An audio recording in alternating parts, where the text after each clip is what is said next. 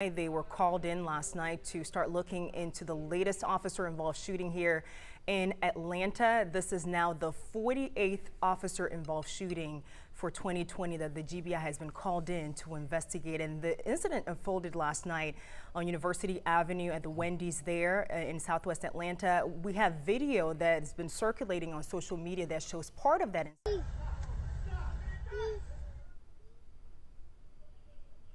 And we just want you to watch here as the events unfold on video there. Someone is in a car nearby videotaping the entire thing. And you see Mr. Brooks, the 27-year-old, struggling with police officers. And this is when we're told he broke away. He started running with one of the officers' tasers. He runs out of frame, and according to the GBI, you just heard from the director there saying that Mr. Brooks at some point ran between 5 to 7 parking spaces and appears to have turned around and pointed that taser at one of the officers, and that's when the officer fired his gun, killing him. He died later on at the hospital during surgery. You know, there's a tweet right now from the Georgia Bureau of Investigation, and let me read it to you right now. Georgia Bureau of Investigation says it has obtained additional video from the officer-involved shooting from Wendy's at the 120 block of University Avenue in Southwest Atlanta.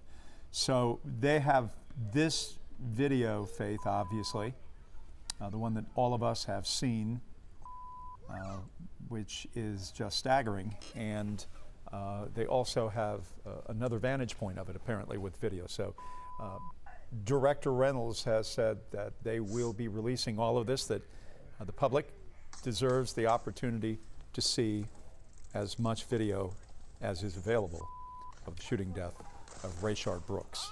And a lot of people in the public are already angry about what's been happening all across the country. They've been protesting police brutality for the last 2 weeks or so, and this is just the latest. We don't have all the details just yet, but we have already seen protesters who are already taking to the streets, especially here in downtown Atlanta this afternoon, to protest what they see as an unjust use of force in this situation. We want to head over to Centennial Olympic Park, where we have our reporter John Sherrick, who's been monitoring the situation there. Protesters have been out there for quite some time now.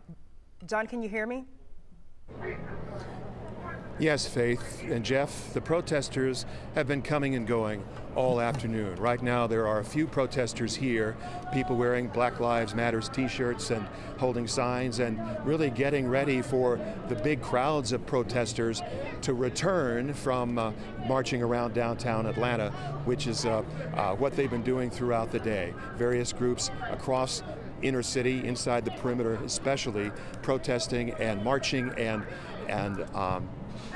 eventually expected to meet again here at Centennial Olympic Park and at a few other areas around town. Now, you mentioned a moment ago how this case is the 48th officer-involved shooting that the GBI has investigated so far this year, or is investigating so far this year. That's an average of 8 a month. Now, last year, 2019, the GBI investigated 84 officer-involved shootings, about 7 a month. Now, keep in mind, the GBI does not investigate all officer-involved shootings. The GBI only investigates when requested by a police department, and in this case, Atlanta police have been automatically requesting the GBI to investigate all officer-involved shootings since 2016. So that is what the GBI is doing now. And over the years, different police agencies have been more ready to ask the GBI to investigate, so those numbers have been increasing because local police departments have been asking the GBI to investigate.